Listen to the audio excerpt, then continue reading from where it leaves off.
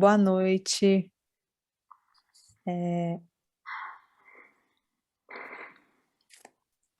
Bom, boa noite. Meu nome é Camila Bechelani.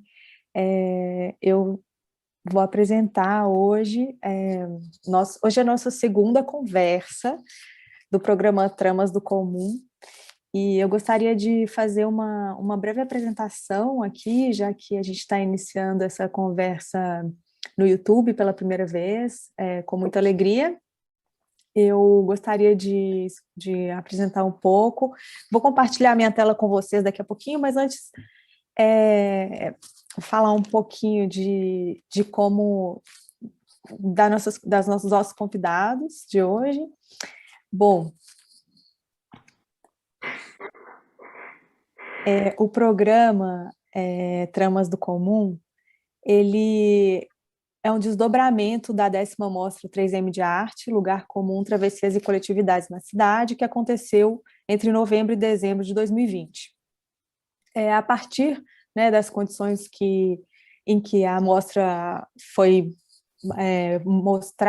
foi montada e no meio da pandemia, a gente infelizmente, não pôde organizar um programa público no ano passado durante a exposição. Então, esse programa está acontecendo agora, de forma online, e é uma oportunidade, então, de desdobrar, né, de ir mais a fundo nos trabalhos que foram produzidos. Foi uma mostra com 10 trabalhos comissionados para o espaço público do Parque Ibirapuera, do espaço aberto do Parque Ibirapuera, em São Paulo. E aí a ideia é, então, discutir com os artistas e sempre um convidado, debater sobre o trabalho e sobre questões da arte do espaço público que foram iniciadas a partir da mostra e que a gente está colocando aqui em debate. Então, hoje a gente vai conversar com a Camila Sposati, uma das artistas que participaram da mostra, e com o curador Marcelo Rezende, que aceitou participar aqui do nosso debate. Muito obrigada aos dois. Eu vou falar um breve currículo de cada um. Camila Sposati nasceu em São Paulo, vive e trabalha atualmente em Viena. Ela é formada em História e tem mestrado em Artes Plásticas pela Goldsmith de Londres e atualmente cursa doutorado na Academia de Artes Visuais de Viena. Ela publicou o Teatro da Pedra, Stone Theater, pela Iluminuras e pela Revolver, de Berlim, com edição da Falk Pisani e do Marcelo Rezende. Atualmente ela participa da coletiva Cybernetics of the Poor, na Kunsthalle de Viena, e também numa galeria, né, em Viena, George Karg. É isso? Seu próximo projeto é Corpos de Fonosofia, dentro da residência Belo Jardim, com curadoria da Kiki Mazzucchelli e da Cristiana Tejo. Acho que é um projeto que está em curso, né, Camila, agora? Tá. Isso. E na conversa a gente vai focar na questão dos projetos de espaço público né, da obra em geral da Camila. Então, o Marcelo, que conhece a Camila há muito tempo, né, e o trabalho dela profundamente, foi o convidado dessa noite pela Camila. Ele é pesquisador, crítico, diretor artístico e organizador de exposições. Foi diretor do Museu de Arte Moderna da Bahia entre 2002 e 2015, diretor artístico da Terceira Bienal da Bahia, em 2014, e fez parte do grupo curatorial da 28ª Bienal de São Paulo, em 2008, como editor, entre outros projetos e ocupações. Autor do romance Arno Schmidt, de 2005, ele é curador associado do Museu do Mato, na Bahia, foi curador da exposição Café aus Helvécia, em 2017, no Museum Johann Jacobs, em Zurique. E atualmente ele é co-diretor do Archiv de Avantgarde, ADA, em Dresden, na Alemanha. E integrou o programa museal Episode do Goethe-Institut e do... Ai, desculpa, não falo alemão, gente. Kunstfunk des Bundes, em 2015 e 2017. Bom, eu vou compartilhar um pouquinho a tela aqui, porque a gente vai ver imagens do trabalho. E aí seria legal a gente conversar a partir dessas imagens, né? Eu acho que... Só um minutinho, gente. Eu não só para falar aqui para as pessoas que estão na organização comigo, eu não estou vendo os comentários e perguntas, então se houver, eu vou pedir aqui para a Khadija me ajudar com essas perguntas e comentários que, se houverem durante Pode deixar que eu organizo aqui. Ai, Khadija, você podia se apresentar também, me desculpa, porque eu não te apresentei, você também está participando da conversa com a gente. Você pode se apresentar, por favor? Oi, gente, boa noite a todas e todos. Eu sou a Khadija, trabalhei com a Camila, fui assistente tutorial da Camila na exposição, na Mostra 3M de Arte, aconteceu ano passado, né? Que tinha o título Lugar Comum, Travessis e Coletividades da Cidade. E esse ano a gente conseguiu aí organizar esse grande projeto de programa público que conversa muito com a própria exposição e também tem essas outras aberturas para conversas com outras pessoas que estão em torno dessa ideia de arte pública. Eu acho que isso é um dos propósitos do próprio projeto. Eu acho que é isso. Eu participo como debatedora e agradeço muito a participação da Camila, do Marcelo, da equipe como um todo, de quem está aqui na equipe técnica. E boa live para a gente. Obrigada, gente.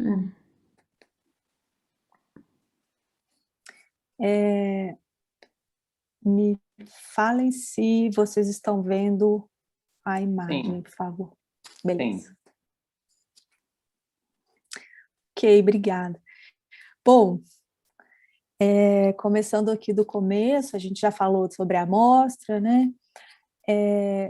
Então, a ideia, bom, tem duas ideias, eu acho, que orientaram essa exposição, né? Foi realmente testar e abrir espaço para entender e começar a pensar a partir das obras, é claro, mas também pela reflexão, a gente também conseguiu produzir um catálogo e de forma sempre coletiva, né, trazendo os artistas para bem próximo das decisões e em relação ao espaço, em relação a como as apresentações iam acontecer e também depois numa conversa muito aberta também com a equipe de educadores e mediadores, a ideia foi sempre tentar abrir ao máximo essa noção de público, né? E a ideia do comum, que é um termo que foi muito desenvolvido agora, né? Principalmente na Espanha, a gente pode ampliar bastante, mas a ideia realmente é pensar a cidade como esse cruzamento de diferentes, né? Como esse espaço físico e simbólico compartilhado, e o espaço público como essa vivência. E, nesse caso, na exposição, como a gente vai ver, o trabalho da Camila também dialogou muito com o próprio contexto do parque, né? A gente procurou entender a história do parque e ir mais a fundo sobre a história do parque, né? E os usos públicos do Parque Ibirapuera, e que forneceram muitas, né, histórias e espaços de debate, histórias importantes para serem conversadas, né, e desenvolvidas. Então, as obras tiveram bastante diálogo com a ideia, com o parque mesmo, né? Então, eu não sei se eu coloquei aqui, mas vou falar. O Ibirapuera era originalmente, eu acho que os paulistanos sabem dessa história, mas talvez tenham pessoas aqui com a gente que não saibam. O Ibirapuera foi uma terra alagada, né? Ele é uma espécie de pântano ali naquela região de São Paulo, que nos anos 50, quando o parque estava sendo inaugurado, ele não. Bom, era uma área pouco utilizada e ela estava pouco utilizada, eu digo, pelo poder público, né? E ela estava sendo utilizada por algumas famílias como espaço de moradia. Então, haviam barracos ali, né? instalados, acho que em torno de 20 famílias viviam ali, e essas famílias foram deslocadas. Mas antes disso, né, muito antes, foi terra indígena, como a cidade de São Paulo inteira, né, como o Brasil inteiro. Hoje é um bom dia para lembrar disso, né? A gente está no 22 de abril, foi no 22 de abril que o primeiro contato de que se tem registro aconteceu aqui no Brasil, entre os portugueses e os indígenas na Bahia, e essa história do Ibirapuera também é uma história de contato, né? Uma história de ocupação de espaço, em diferentes camadas, né? Através da história da cidade, e que para a gente foi uma espécie de fio também de orientação para pensar esse espaço dentro da cidade, né? De onde a gente partiu e para onde a gente ampliou as nossas ideias e as nossas vontades e os nossos desejos. Como eu disse, foram 10 obras. Hoje a gente vai conversar com a Camila Sposati. Eu vou passar a palavra porque eu acho que já fiz uma primeira apresentação. Eu queria, Camila, que você, se você quisesse comentar, né, sobre o que te motivou a produzir o trabalho, né, Teatro Parque Arqueológico, e como que foi essa relação com o parque. E eu posso ir mostrando imagens, se quiser me indicar. Tá, não, eu acho que pode, você vai fazendo como você achar melhor, assim. Tá.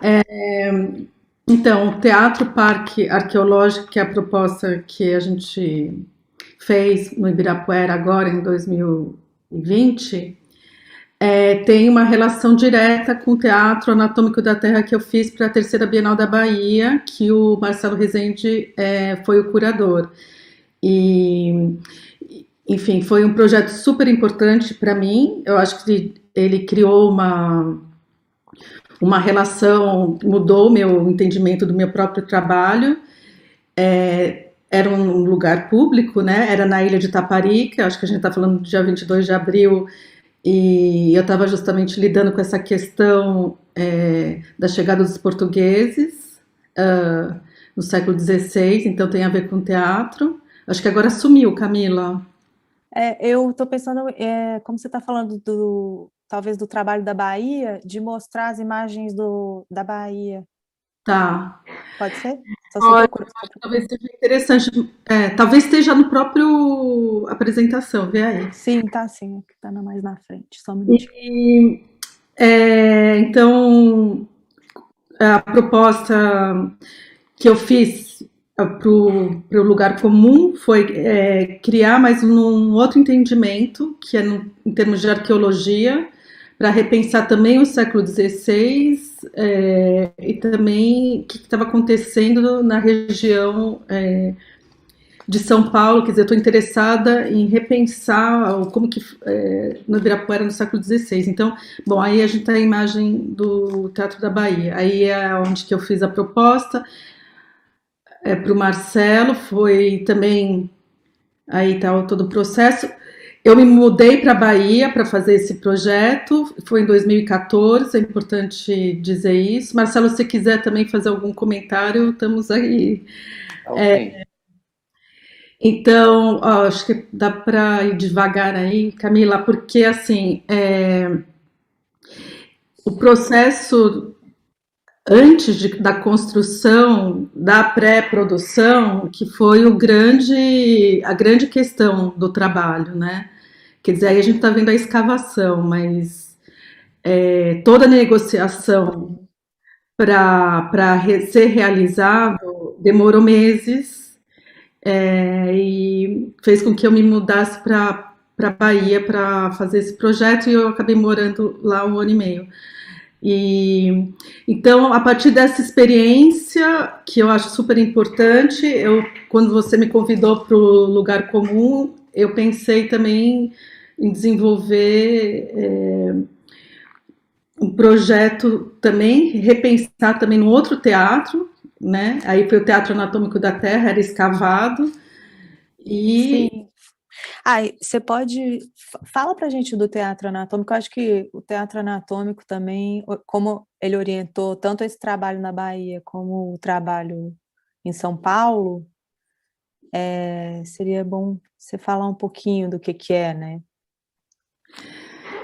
Então, o teatro anatômico da Terra, ele é baseado num teatro de anatomia, óbvio, italiano, ou seja, um formato europeu, que estava acontecendo, que ocorria para a dissecação do corpo humano, que era uma ideia era entretenimento na época do século XVI, e é uma arquitetura europeia, e na verdade eu fiz essa provocação, e a provocação é usar esse formato, mas não numa construção, mas inserido no corpo da Terra. E foi na ilha de Taparica, que historicamente é super importante, vamos dizer, no período colonial brasileiro. Uhum. Estava na região mais antiga, né, da ilha de Taparica, que é a segunda maior ilha do Brasil, na verdade. E foi escavado, ou seja, tinha 3,5 metros para baixo, 8 metros de diâmetro, e embaixo, que eu chamo de palco, né? Então tem tudo, o projeto é meio invertido, né? O palco está para baixo, então aí essa imagem eu estou dando aula. Então, Mas acho que essa estrutura... o projeto tem muita questão para lidar, mas como a gente está lidando aqui sobre questões do público, né? Um espaço que é uma obra que é fora da galeria, né? E Sim. tem outras implicações muito maiores, e lidar com um público que não é exatamente um público que está indo para ver, né? Que nem vai ver uma galeria, né? Então é um outro tipo de público, né? Mas, Marcelo, eu acho que você podia começar a falar aí um pouco, porque eu acho interessante você também colocar. Na verdade, Camila, quando você estava falando um pouco agora sobre a obra, eu acho que talvez isso seja uma introdução interessante. Quer dizer, são duas ideias diferentes do conceito de público, de conceito de espaço e do conceito de público. Uma que acontece na Bahia e uma outra que acontece em São Paulo. No caso do seu projeto em São Paulo, por exemplo, você tem o Parque do Ibirapuera, que é identificado como espaço de acesso para todos. A gente pode até discutir se isso é um fato ou isso é apenas uma forma de regulação. E no caso da Bahia, a gente está falando de uma situação na qual esse espaço público determinado ele não existia. Então, me parece que no projeto da Bahia o que aparece tem duas coisas que poderiam ser percebidas. Primeiro, que Itaparica é por si um espaço público. A gente poderia pensar assim, mas talvez isso também seja impreciso. Mas, de qualquer maneira, enfim, porque tem o litoral, a praia e todo esse espaço. E Itaparica, me parece que o teatro anatômico ele cria uma espécie de concentração nesse espaço, num espaço determinado na ilha, onde as coisas poderiam acontecer numa dinâmica diferente do que geralmente aconteciam, que talvez seja algo que no projeto do Ibirapuera aconteceu de uma maneira, só você pode explicar isso para a gente, de uma maneira diferente ou oposta ou em paralelo. Mas você entende um pouco o que eu estou tentando te dizer, né? Quer dizer, na Bahia você trabalha num território que não é exatamente determinado. E em São Paulo você vai trabalhar num espaço que é determinado como espaço público. Exato. Se a gente for falar em termos de público, mas assim, eu vou falar de uma similaridade que para mim é super importante, que tem a ver com o conceito do teatro. Né, vamos pensar nos dois paralelos desses dois trabalhos.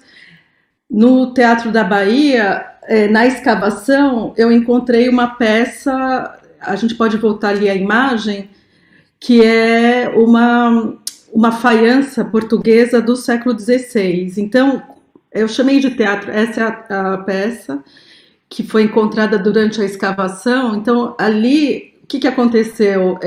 O teatro, o conceito onde que eu comecei o teatro, ele realmente se concretizou, vamos dizer assim, porque eu encontrei a peça do século XVI do teatro que eu fiz referência antes de escavar, né? Quer dizer, daí para mim foi assim, onde que o trabalho aconteceu e ali me fez de fato acreditar na obra e o teatro virar uma verdade, vamos dizer assim, não é uma representação, né? E no trabalho de São Paulo do Ibirapuera, quando as peças, em algum momento, quer dizer, logo na primeira semana, quebrou pelo público, né? Que eu acho que é importante dizer, o teatro, ele também, aí tem uma imagem, também ele também a questão da representação, né? Ela muda o conceito, vira o teatro, entendeu? Virou de fato um sítio arqueológico, mas não no sentido clássico, do sentido arqueologia, de você escavar e encontrar peça, mas assim, né? Como se quando eu estava falando teatro parque arqueológico, porque tem o sentido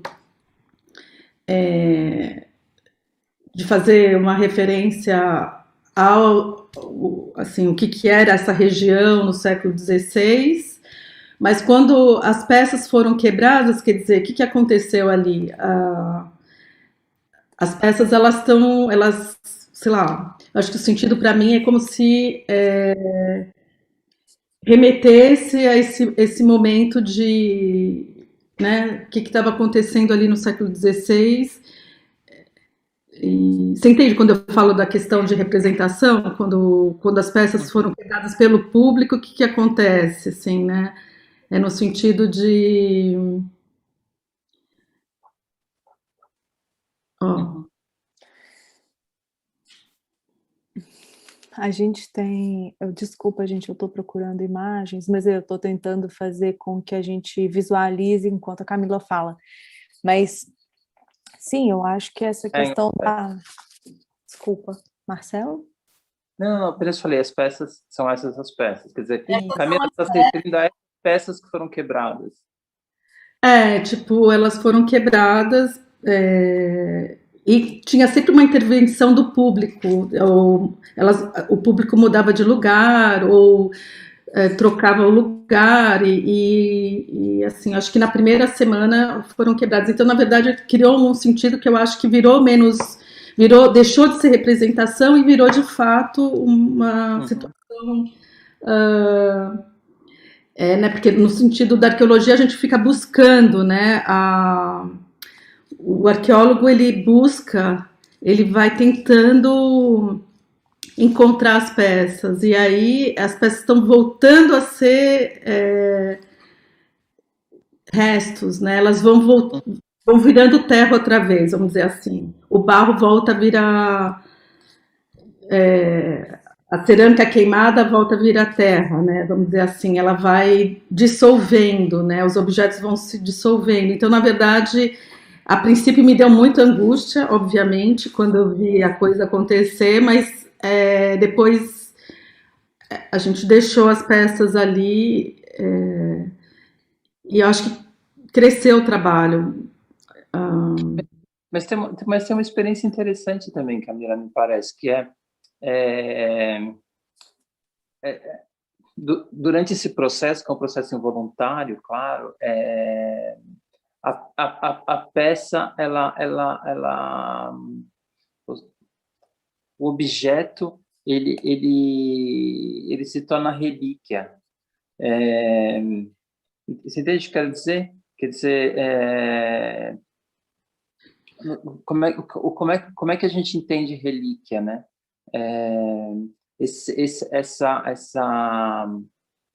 esse pequeno objeto ou material que é tão específico, que é determinado por circunstâncias tão particulares, que a gente só tem um pouco os restos disso, e que a gente não vai conseguir remontar toda a experiência, a gente só vai conseguir ter flashes dessa experiência. E é interessante como de uma maneira involuntária, como eu tinha dito antes, por uma ação Não não prevista, prevista, né? No final, as peças elas se tornam, elas vão para um estado de relíquia, não é que elas se tornam, mas elas vão para um estado de relíquia. Então, mas comparando as duas coisas, né? A peça encontrada na Bahia e essas peças dos instrumentos musicais, né? Eu ainda não acabei não explicando isso. É uma mistura, são instrumentos musicais, são objetos arqueológicos, vamos dizer assim, e ele tem essa. E eles foram feitos em Salvador, então tem uma relação direta, né? Esses objetos todos de cerâmica aí que eu apresentei no Ibirapuera foram diretamente ligados com o Teatro da Bahia, porque eu fiz no Museu Numã da Bahia, né? E trouxe para São Paulo, então eles foram feitos em 2014, apresentei aqui no Ibirapuera, então tem uma relação direta, assim, eles são uma mistura que eu chamo de partes desse teatro, do Teatro Anatômico da Terra da Bahia, apresentado aqui aí no Ibirapuera. Então... Já que você falou isso, eu queria só te perguntar uma coisa, antes que a gente deixe passar. Você acha que o primeiro, que esse trabalho em São Paulo, como você entende ou qualifica isso? Você acha que isso é uma continuidade do Teatro da Bahia, ou você acha que enfim, que está em outro lugar, que não é uma continuidade, mas alguma outra coisa? Não, eu acho que o meu trabalho está sempre continuando, ele vai acrescentando camadas, é uma continuação das obras, assim, é como se fosse um trabalho só, né? Na verdade, eu vou continuando, eu estou, sei lá, pegando uma parte do trabalho, por exemplo, me interessou trabalhar com a questão arqueológica do Ibirapuera. Na verdade, os indígenas, né, como que a Camila explicou, né, o nome Ibirapuera é indígena, então para mim era fazer essa relação de quem estava vivendo ali, né, no século XVI. Então eu peguei uma parte da obra, mas eu poderia falar da música, sei lá, eu acho que para mim eles se relacionam, né? Deixa eu te perguntar uma coisa que é até uma pergunta que a Laura Belém faz aqui no chat para a gente, assim, uma colocação que também era uma coisa que eu queria, parece com um outro aspecto que eu queria que vocês comentassem. A Camila está falando um pouco desse contínuo, né, entre um trabalho e outro, no aspecto das peças, de uma certa arqueologia, né, em dois momentos, de formas diferentes, mas a questão do teatro, né, do que se performava ali, seria legal também. Eu não sei se você pode falar disso agora, mas do que acontecia em cada lugar, sabe? Também eu acho que tem um contínuo, sei lá, ou são duas formas, né? Mas cada um tem sua particularidade também, né? O que acontecia na Bahia, o que acontecia aqui em São Paulo também. Então, no aspecto Laura, acho que a questão do teatro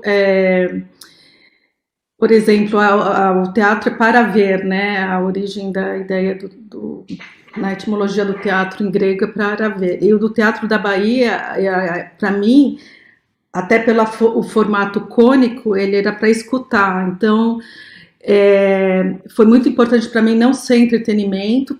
Eu dei uma aula, teve uma peça de dança e teve uma apresentação do Zé de Abreu. Então, apesar de ser uma apresentação muito longa, teve 3 eventos lá. E o teatro, para mim, quando eu falo a ideia do teatro, é para pensar que é um espaço de falar a verdade, e não de... ele não é uma questão de representação, né? Porque a ideia, a arte sempre tem uma questão assim de representar, e eu estou interessada da não representação. Estou interessada ele é um teatro, ele é um sítio arqueológico. Quando alguém falou assim, não, isso é uma ficção, não é um sítio arqueológico, para mim ele é um sítio arqueológico, mas não no sentido clássico de arqueologia, né? Como eu estava falando que as peças, elas foram se transformando em peças arqueológicas, né? Elas foram se desmantelando. E na Bahia, quando a gente achou a peça do século XVI, é um teatro que, quando eu falo assim, é um teatro, mas quando acha a peça do século XVI, ele é real, né, porque ele inicia pensando como, né, eu estou fazendo referência ao teatro do século XVI italiano de Pádua. Sim, sim. E daí, quando acha a peça, ele deixa de ser uma representação e ele é, de fato, né, o conceito ele amarra ali. Sim, mas o teatro também é esse momento de encontro, né? Entre uma plateia e o artista, como você disse, o momento da verdade, né? Onde mas então, isso também é uma outra questão. Quando esse teatro tem uma coisa específica, ele não tem... O palco é embaixo, né? Eu chamo de palco embaixo, onde quer o corpo sendo dissecado, é lá embaixo. E não tem... como que se fala? Foreground, background, não tem... coxia e palco. É tudo transparente, veja, é uma coisa muito específica. Ele é um teatro íngreme, você vê, né, ele tem a transparência, você vê o corpo da terra em volta, né? A gente fez com sacos de solo cimento, você vai entrando no corpo da terra, né? Então, tem essa característica que eu também estou interessada em trabalhar, mas talvez, Camila, tenha uma... talvez tenha uma... Me parece que quando é sempre perigoso, né? Quando a gente usa essa palavra teatro, ela traz muitos significados, né?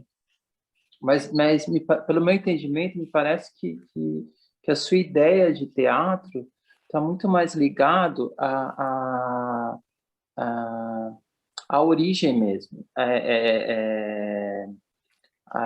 a origem da ideia de teatro. Estou pensando na Grécia mesmo.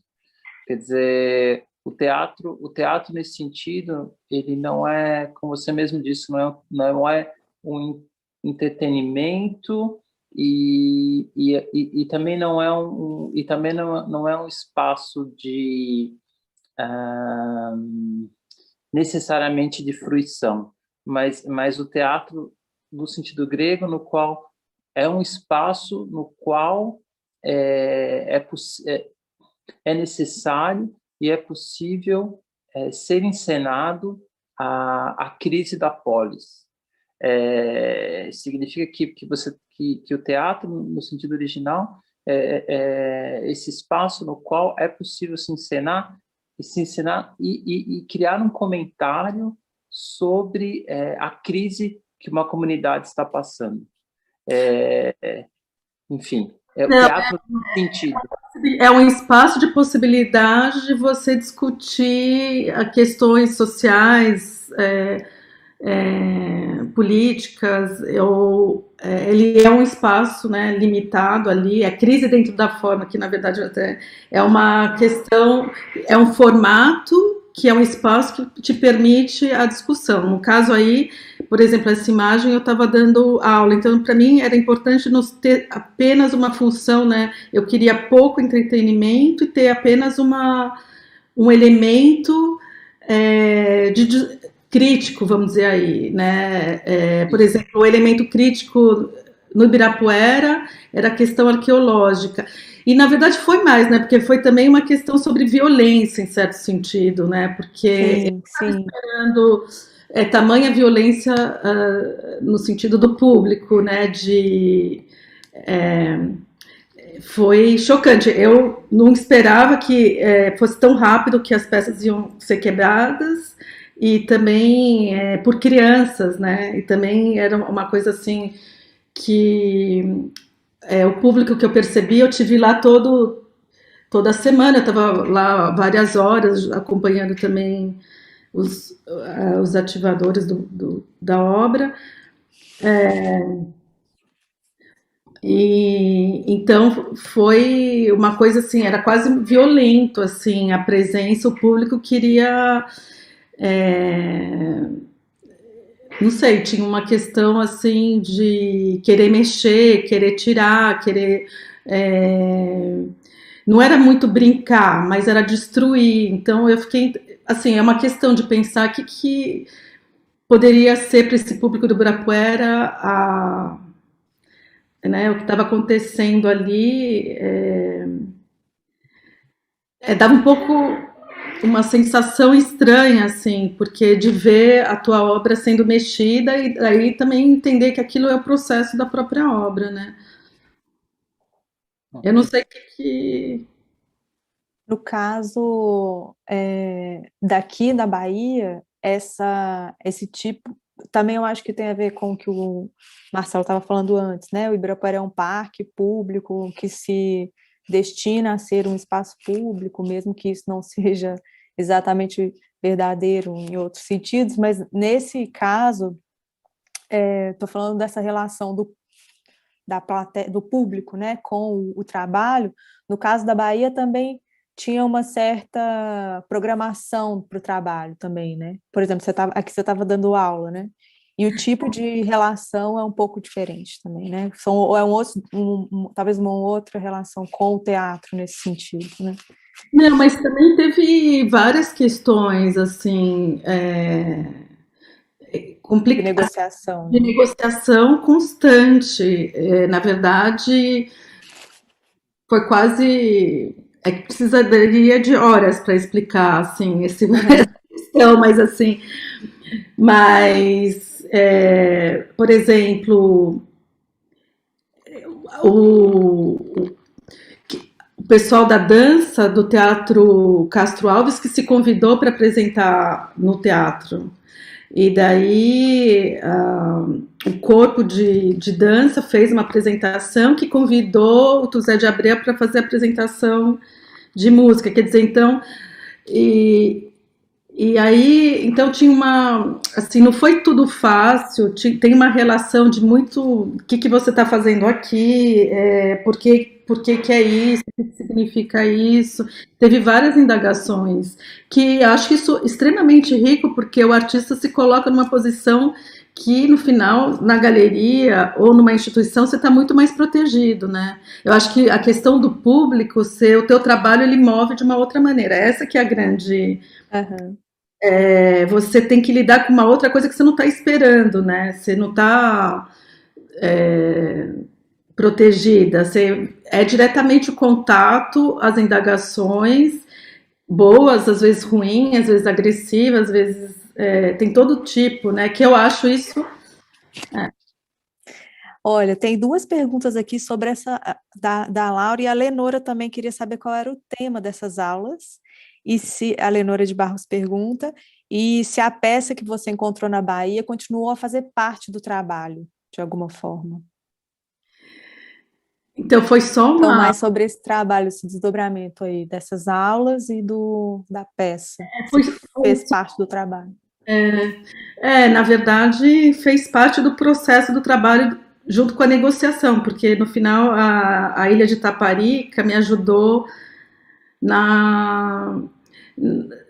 com a retroescavadeira para tirar a terra, tudo. Então foi meio uma contrapartida de dar aula, mas e também porque tinha muita pergunta dos alunos, enfim, as pessoas que passavam, a pessoa que está aí, a professora que ela é mulher do vice-prefeito que ajudou na retroescavadeira. Então tem muitas relações assim. Se for puxar, tem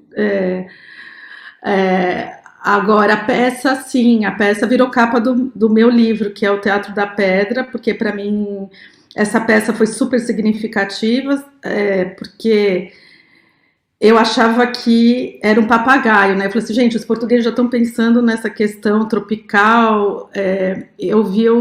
Quando a gente encontrou a peça, eu achei que era um papagaio, não sei se alguém dá para ver, mas daí tá de cabeça para baixo, né? Na verdade, seria um coelho. Então eu sempre faço essa pergunta que assim, é um coelho ou um papagaio, entendeu? É o tropical ou é o europeu, entendeu? E como que é a própria obra? É um formato europeu, o teatro do século XVI europeu, e escavado dentro de uma terra tão brasileira, né? Que ali que é a Bahia. E eu digo, enfim, eu acho que ele representa o teatro para mim também, essa peça. Porque Sim. ele lida com essa dúvida, europeu, brasileiro, tropical, não tropical, enfim, nessa relação dos portugueses chegando no Brasil, e a relação do primeiro contato. Tá. Marcelo, se você quiser comentar alguma coisa, eu tenho outras perguntas aqui chegando, eu posso fazer as perguntas também. Tem uma pergunta. Eu só queria comentar uma breve Legal. coisa que é muito... é uma experiência muito difícil de resumir o teatro anatômico em Itaparica, porque o que a gente tem é a parte visível do projeto, mas tem uma parte que eu vou te dizer imaterial do projeto. Sim. E que essa parte material é que... Então, quando eu digo material, estou pensando nas circunstâncias, estou pensando nas pessoas, estou pensando mesmo na circunstância histórica em que esse projeto acontece, em 2014, nas questões, não das questões da Bahia, mas das questões universais sendo observadas a partir da Bahia. Enfim, então tudo que a gente pode observar é um pouco resultado dessas experiências, e eu acho que isso a Camila, acredito que concorda comigo, a gente está apenas observando a parte visível do projeto. Sim. Tem uma pergunta aqui que é sobre, que a Maré de Matos fez. A Maré queria saber um pouco sobre a relação com a comunidade.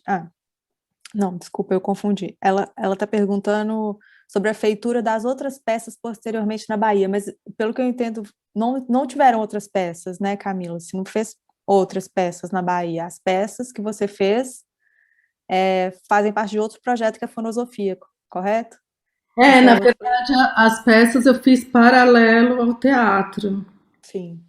E daí, porque exatamente, eu fiz paralelo ao teatro e tudo. Sim, depois a gente vai falar também, mas só para continuar aqui, que eu queria aproveitar que a gente está falando sobre a Bahia, e isso também que o Marcelo falou, né, toda essa questão que vai além do que a gente está vendo aqui dessas imagens, né, bom, se você puder falar um pouquinho sobre essa relação, se te interessa também, né, de como que foi as questões da comunidade de cada local e como a comunidade foi envolvida, especialmente na Bahia. A Laura que está perguntando, mais uma vez. E aí depois também tem uma pergunta sobre os instrumentos lá no gueto, na filosofia. Então, De repente, Marcelo também quiser falar sobre essa relação com a comunidade ali, né, de Itaparica. Eu imagino que tem muita história para contar em relação a isso, mas Marcelo, você é, pode contar um pouco da tua perspectiva? Eu posso contar. Olha, a minha perspectiva é muito simples, assim. Eu acho que eu responderia essa pergunta da comunidade invertendo um pouco. Eu não acho que a comunidade foi envolvida. Eu acho que a comunidade é que envolveu. É, e é uma experiência totalmente diferente.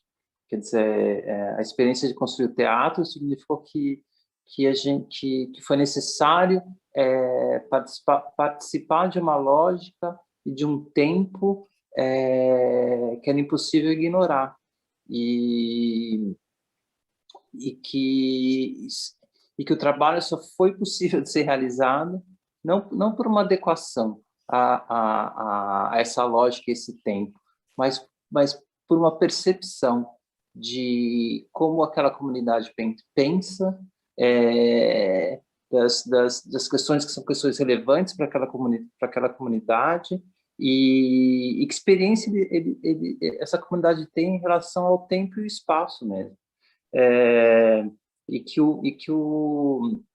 O teatro também, de alguma maneira, materializa essa experiência de ser envolvido pela comunidade, mais do que envolver a comunidade no trabalho.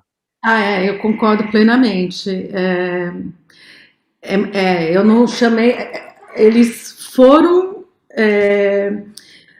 O trabalho, ele. Como que eu posso dizer assim? Eu não fiquei pensando em desenvolver o trabalho sobre comunidade ou com a comunidade. A comunidade foi entrando, foi absorvendo, ou seja, era no ponto meio central da cidade, da parte velha de Itaparica, né? E as questões eram sempre algumas questões, as pessoas observando e as relações de negociação até desse terreno. E para contar uma coisa, uma história, por exemplo, são duas irmãs que herdaram esse terreno, né? E elas eram brigadas. E uma delas... ruínas ali, né? Tem algumas paredes. Então era um senhor que dividiu o terreno em 6 irmãs. E sendo que ali, essa parte, eram 2 irmãs. Então, 2 irmãs que não se falavam. Uma irmã me deixou alugar o terreno, a outra irmã não queria que eu alugasse o terreno, e daí a gente conseguiu que ela alugasse, mas ela falou assim, olha, se você não me devolver, eu te mato. Então tem sempre um ameaça, quer dizer, sempre tinha muita negociação, e era sempre muito desafio, e eu acho que o que me interessa é esse desafio também, até para mim entender onde que eu tô, né? Então, na verdade, quando eu falo de comunidade, também é um entendimento quem que eu sou na Bahia, sendo paulista, enfim, tem todo esse confronto de não chegar, a Bahia você tem que pedir licença, né? Então, assim, é entender... Olha, tem vários vivas da Bienal da Bahia aqui, ó. A Luciana Moniz de Aragão e o Paulo Vitor Machado falam Viva a Bienal da Bahia. Olha, Mas a experiência do Ibirapuera é uma outra experiência que a gente pode voltar, que eu acho que é importante, para não... Isso, e tem uma pergunta aqui que eu acho que seria legal também para a gente contextualizar o trabalho do Ibirapuera também, esse elemento dos instrumentos, né, Camila, que também é uma questão da performance, de como ativar, como você faz esse teatro ser vivo, né, de alguma forma, e toda a sua pesquisa em relação aos instrumentos também, né, que foram parte importante desse projeto aqui também, né, foi uma outra pesquisa que já estava em curso, né, mas que também fez parte desse projeto. Você poderia falar um pouquinho? Esse projeto, eu também preciso agradecer aqui o Lourenço de Menes, a pessoa que me ajudou nessa obra de trazer, e também a Fremix, ou seja, foram 210 metros cúbicos de terra que a gente levou para o Ibirapuera, uma logística também super desafiadora, também, enfim, intensa de produção. A gente pode ver aí o tamanho da coisa. E, enfim, essa escala aí que a gente pode ver, 210 metros cúbicos, 11... quantos? Bom, eu vou perder aqui a noção, eu não sei mais. Mas eu acho que foram 11 caminhões de terra que levou, e tem uma logística super difícil de chuva, de contenção, enfim, aqui a produção pode explicar melhor. Mas eu acho interessante falar, né, de voltar para essa questão de que é um lugar que alaga. Então, a gente viu isso acontecendo, né? Por mais que seja, que haja, ou que houve uma vontade de resistir a isso, né? As árvores foram plantadas, colocadas ali para que mudassem a paisagem de alguma forma, mas é uma área de alagamento. Então, a gente viu quando a gente colocou a terra ali, quando chove, que alaga mesmo, não tem como. Né? Quase que um retorno, assim, né, uma paisagem original voltando a ser o que ela era antes, alguma coisa.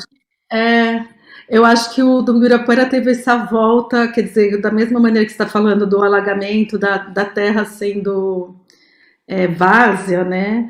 Sim.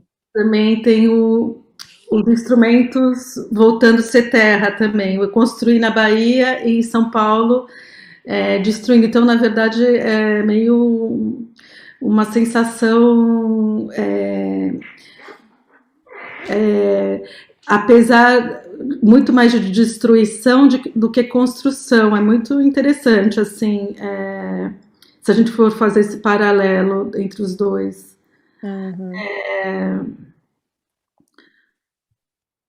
Então, conta um pouco dos instrumentos, da gênese dos instrumentos. A Luciana pediu para você falar um pouco, se puder.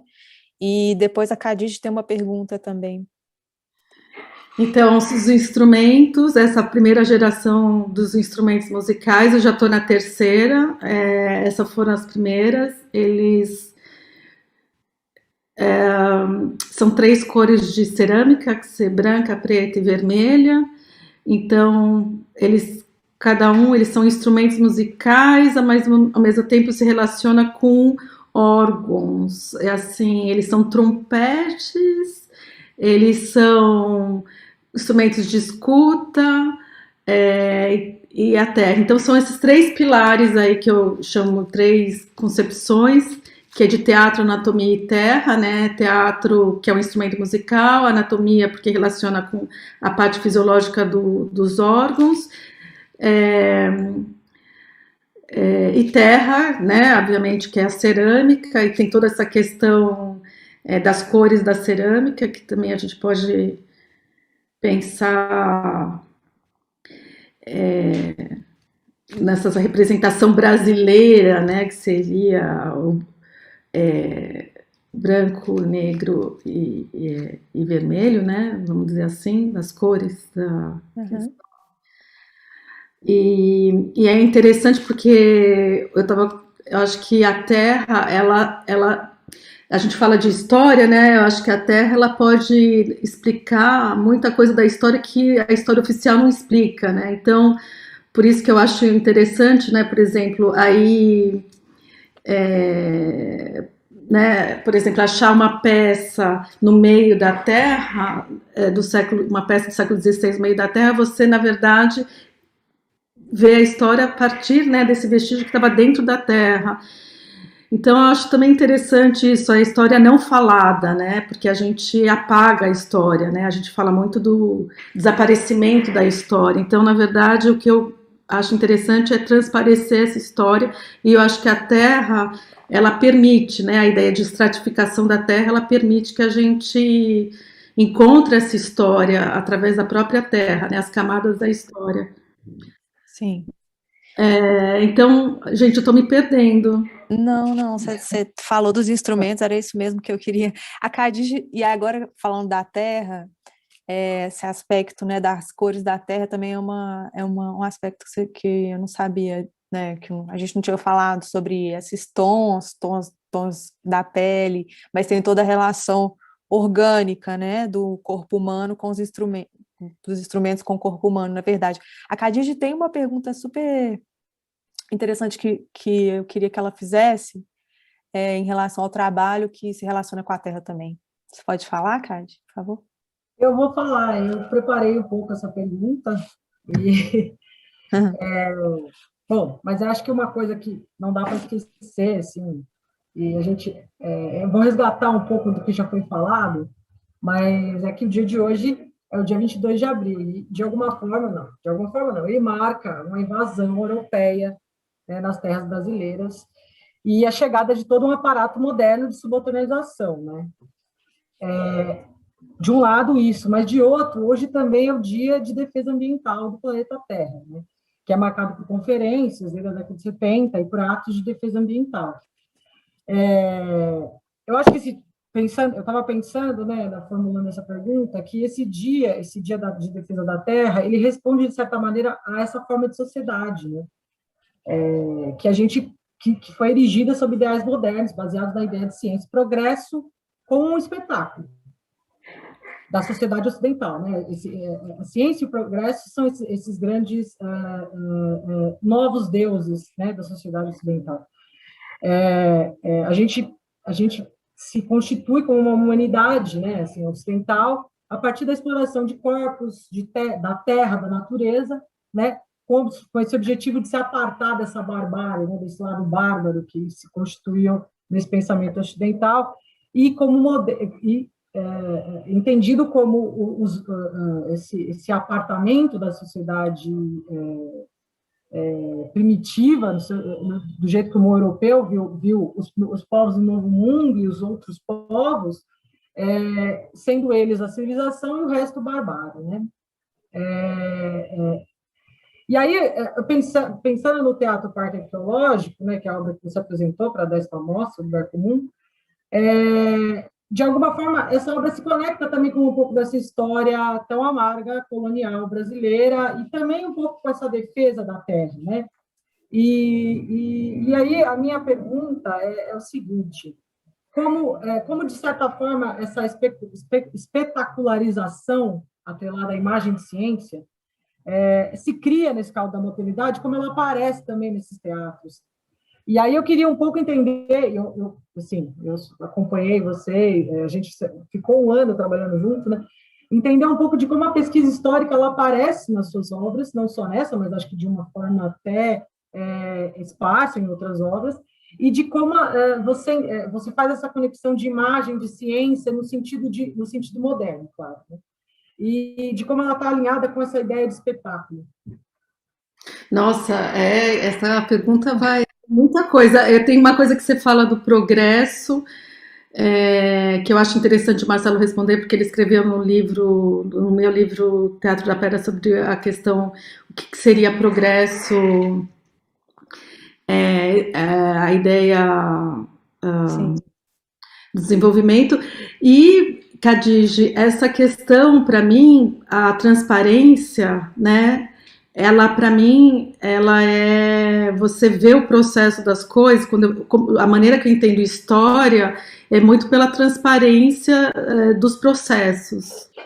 Isso significa você entender os mecanismos, né, eu uso muito essa ideia de você ir para a raiz e ser radical, né?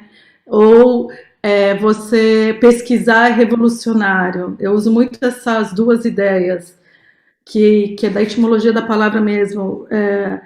Revolver a terra, ela é uma pesquisa, né? E ela é revolucionária. E você ir para dentro, né, é você ter uma compreensão de quem você é, e também isso te permite entender quem é o outro. Não dá para entender o outro sem você fazer uma pesquisa interna. Então, o jeito que eu lido com história tem muito a ver com uma pesquisa também né, de você se ter um autoentendimento, assim. Então, esses instrumentos também são uma ideia de, quando eu falo de parte interna do corpo humano, significa que ele também, né, da mesma maneira, a gente entender como que o corpo humano funciona, os órgãos funcionam, no século XVI, né, tinha esse entendimento, como que os órgãos funcionam, e não era permitido. Essa é uma questão, porque eles tinham medo que a alma saía, né, o homem do século XVI achava que a alma podia sair na hora da dissecação. Então, ir para o desconhecido era, né, o processo do teatro era uma coisa assim, abrir o corpo humano para entender como que funcionava. Tinha várias teorias ali na medicina. Então, essa ideia de você entender quem você é, né, ou se o homem é uma máquina, eles tinham uma ideia que a gente era meio super-homem, né? Agora, eu queria que o Marcelo falasse do progresso, essa parte aí eu acho importante, porque o homem-máquina, progresso, eu acho importante pensar no homem do século XVI. E o do teu texto. Bom, Camila, vou poder te dizer umas coisas um pouco que hoje em dia estão se tornando quase um lugar comum. Título do espaço, Na questão do pensamento mesmo, quer dizer, que há uma confusão entre ideia de progresso e evolução, por exemplo. Que elas não significam as mesmas coisas. Que a ideia de que o tempo é necessariamente uma flecha que caminha numa única direção. Quer dizer, todas essas coisas, os fatos terminaram mostrando para a gente, e muito mais nessas primeiras 2 décadas do novo século, que essas ideias elas começam a rachar um pouco, né? Elas começam a entrar um pouco em contradição. Mas o que talvez seja interessante é imaginar o que a gente pode fazer, o que poderia ser feito, ou como a gente poderia perceber as coisas a partir mesmo da ideia da contradição, que aí é uma coisa interessante. E eu acho que essa ideia de talvez não contradição, talvez não seja uma boa palavra, mas do paradoxo das coisas, né? E acho que na sua obra isso é uma coisa que eu tenho pensado ultimamente, digamos assim, como na sua obra a ideia do paradoxo vai surgindo e vai se apresentando. Então, para te dar um exemplo concreto do que eu quero dizer com isso, muito um pouco essa experiência que a ideia de fazer uma obra num espaço que é um espaço que não é um espaço controlado ou não tão controlado, talvez seja uma descrição melhor, de fazer uma obra no espaço que não está tão sob controle, como no museu ou numa galeria, coloca a obra e te coloca também num lugar em que esses lugares comuns da maneira da gente pensar sobre as coisas, eles acabam sendo de alguma maneira atingidos. Quando eu fiquei vendo essa história que você falou para mim, da violência, que você sentiu um pouco dessa reação das pessoas, das obras quebradas e etc., eu fiquei pensando assim, mas isso é um paradoxo interessante, né? Porque, na verdade, quando você coloca a obra nessa condição, é como se você tivesse abrindo a porta para o convidado, né? E a questão do paradoxo que eu queria dizer é, mas se o convidado ele chega, ele tem que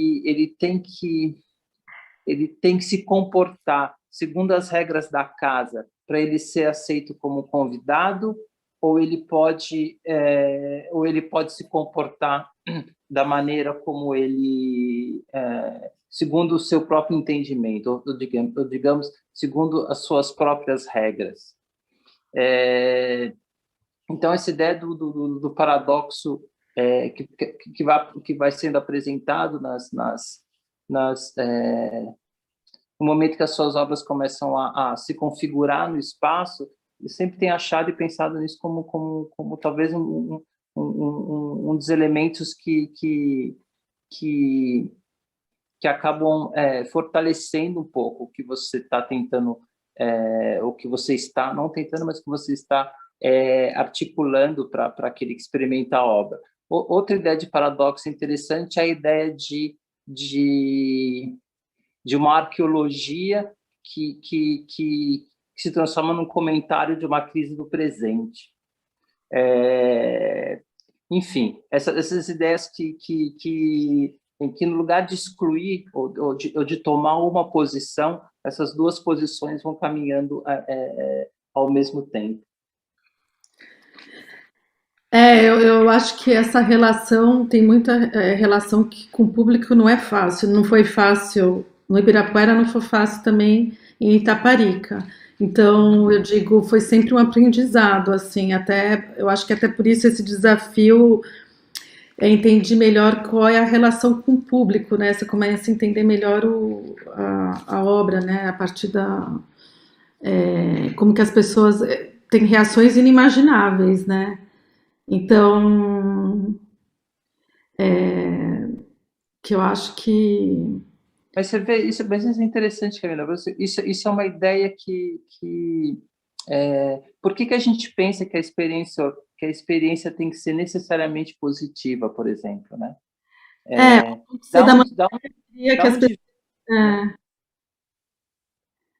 Não dá para ter controle, obviamente, de como que ou de entender como tocar, ou como que porque às vezes a arte também agride, né, no atual momento. Então tem uma coisa assim, parece que produzir a arte às vezes pode agredir algum público, né? E também no caso do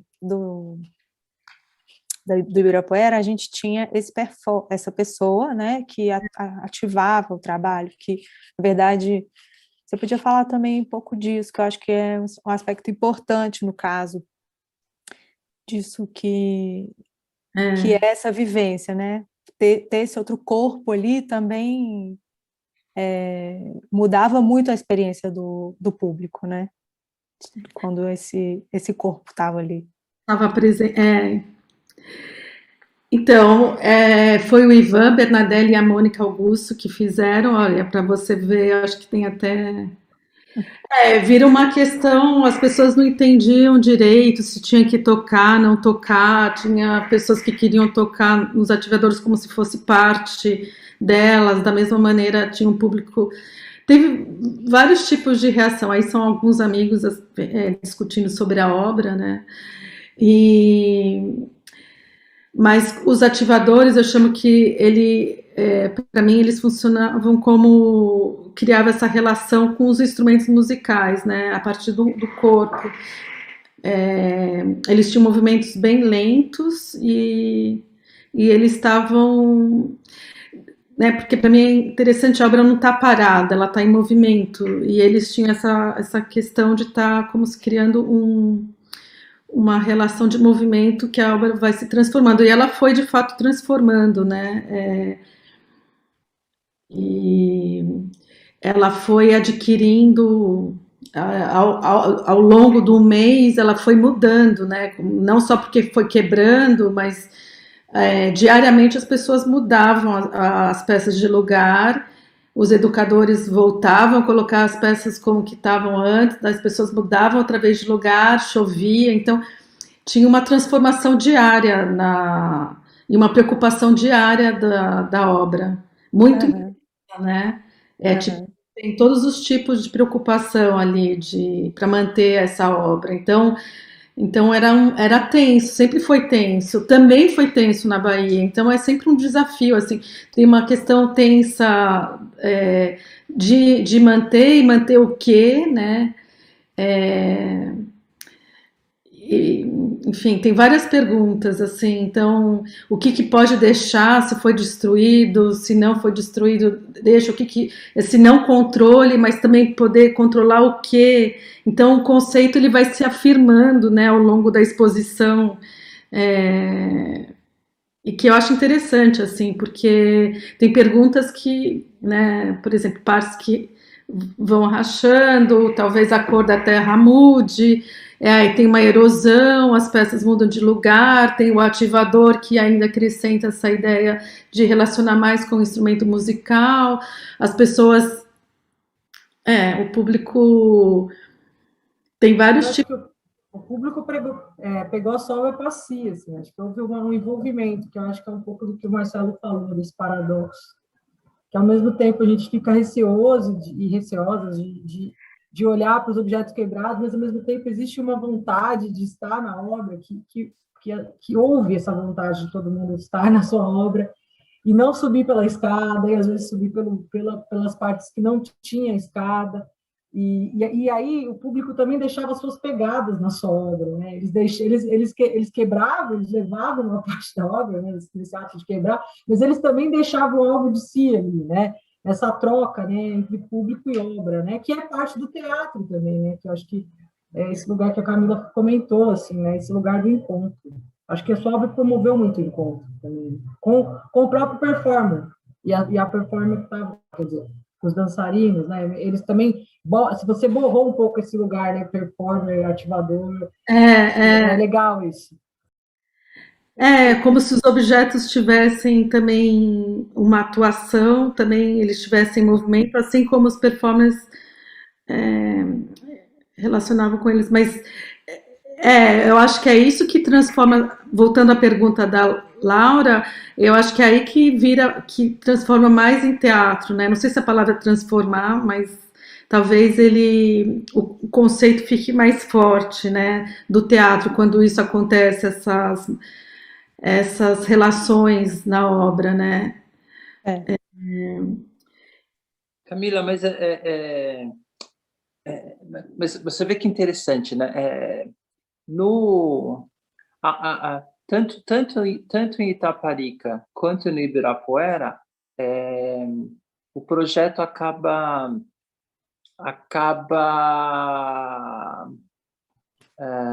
atingindo alguns lugares que talvez não sejam e atingindo questões históricas do local que talvez não sejam tão explícitas assim.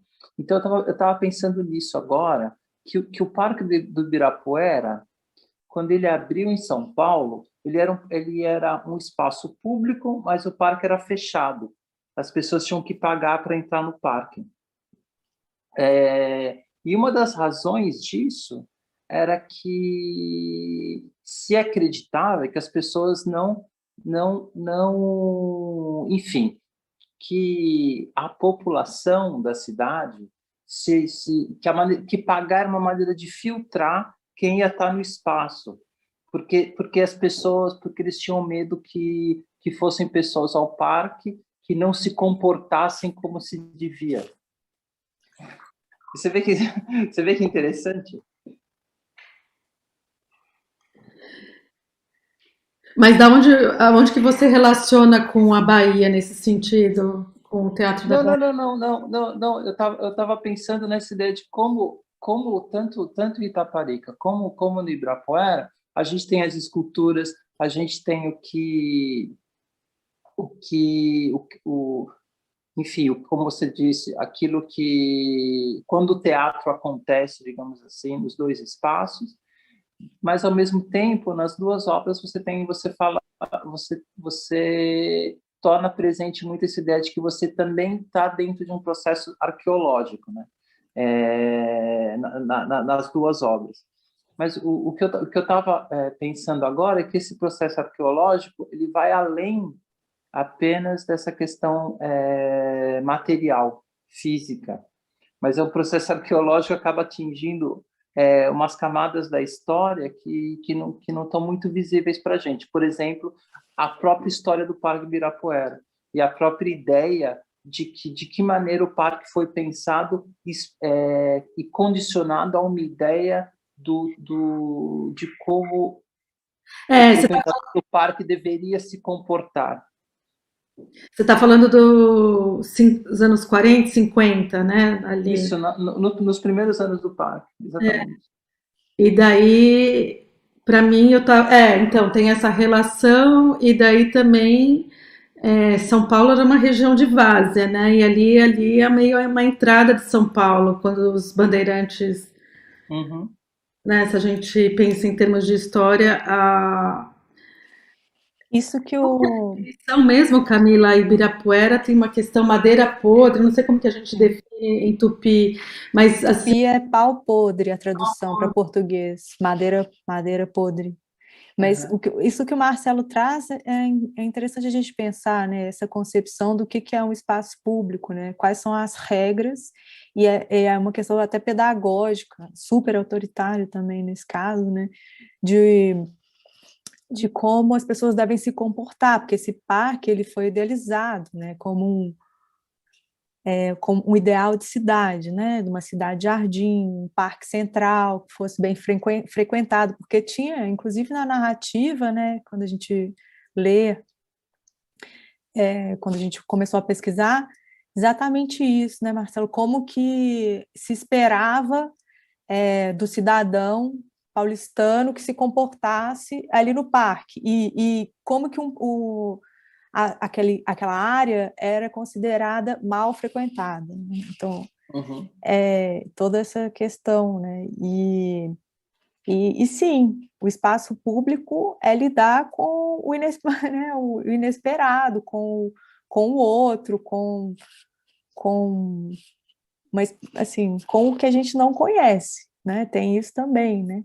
E com o diferente, né? Com vários, tipo, acho que nesse sentido o parque, até falando assim, tem pouco tempo que eu moro em São Paulo, né? Mas para os paulistanos é muito mais familiar. Mas eu tinha um pouco a impressão de que o parque era um lugar, o Parque Ibirapuera era um lugar de muito cruzamento populacional, de diferentes classes sociais.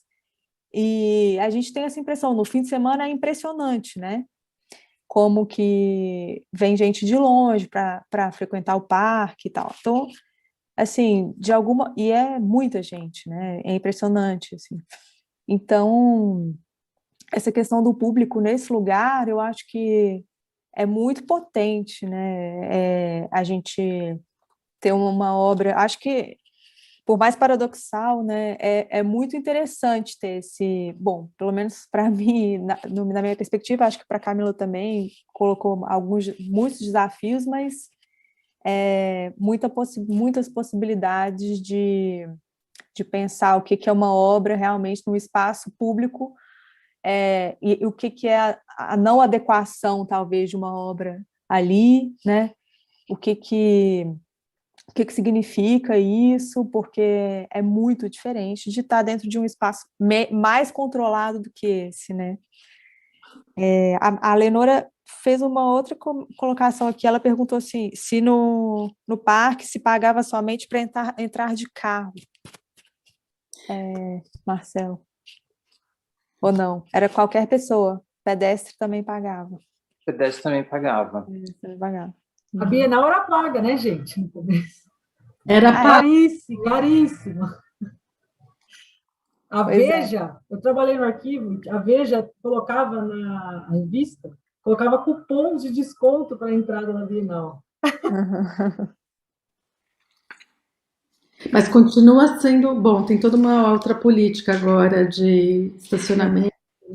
Sim. Mas meu ponto, Camila, era como a obra vai criando esses diferentes comentários. Sim. E chega até a esse elemento que eu acho que talvez seja o elemento central da história do Parque Ibirapuera. Que uma vez eu conversei com um advogado que ele participou do projeto do parque, etc., e ele me falou claramente que ele achava que foi um erro ter parado de cobrar. Que ele achava que era necessário voltar com esse sistema, porque o fato de não ser cobrado era o que estava destruindo destruindo o parque, de certo modo. E as ideias de privatização do parque, que estão sendo defendidas, né, em São Paulo, também cruzam essa história. E voltando para o trabalho, o que eu acho interessante é que um acontecimento do trabalho, e é isso que faz o trabalho ser tão poderoso, o trabalho é capaz de se colocar e também criar um comentário sobre essa situação. Sim. E não é só uma situação do passado, mas pode também vir a ser uma situação do futuro, daquele espaço, daquele lugar. Uau! E com certeza. Você conseguiu explicar, agora vai, porque... E com certeza é uma questão do presente, né, Camila? Exatamente. Que o parque está assim. Então tem essas duas questões, esses três momentos, né? Porque, mas tanto que quando você não controla, o trabalho acontece nesse sentido, né? Pelo público mesmo. O público responde a isso. Essa relação de ter acontecido, seja lá como for, andar ou quebrar ou movimentar a peça como se de lugar, isso tudo vai criando essa relação de entendimento com o que é o parque, né? Então, quer dizer, faz sentido aí né? Daí faz sentido também porque o título do trabalho, né? Teatro Parque Arqueológico, no sentido que eu não esqueço o que está acontecendo no parque, não esqueço que aquilo é um espaço de representação, talvez que, no sentido que eu estou falando de teatro, de falar a verdade, e arqueologia, que é esse sentido que a gente está falando, que não é uma arqueologia de escavar nesse caso aí, de escavar para achar a peça, mas a peça ir para a terra, né? Então é uma arqueologia do futuro no sentido que ela está indo para a terra, né? Uhum. Faz sentido isso? Não sei. Faz. Posso só fazer um último comentário, acho que a gente já está no tempo, acho que tem aí uma noção de tempo que é uma noção cíclica, né? Que é uma noção bem indígena, se a gente for pensar. Não é uma noção de um tempo linear, de progressivo, mas uma noção de que o futuro está atrás do passado, né? Uhum. E acho que é bem bonito isso. Muito bem, gente. Obrigada. Olha, a gente está chegando no final. Marcelo, você quer falar alguma coisa? Ou era... Não. A gente está chegando numa 1h30 de conversa e queria agradecer muito. Foi ótimo, obrigada. Agradecer as pessoas que estão aqui com a gente também pelas perguntas, pelos comentários. Muito obrigada. Esse vídeo vai ficar registrado e vai poder ser consultado, poder ser revisto no site da mostra, e a gente vai comunicar sobre isso também nas redes sociais. Ok? Muito obrigada. Obrigada a todos. Obrigada a todos, obrigada pelas Todas. Obrigada, gente. Boa noite.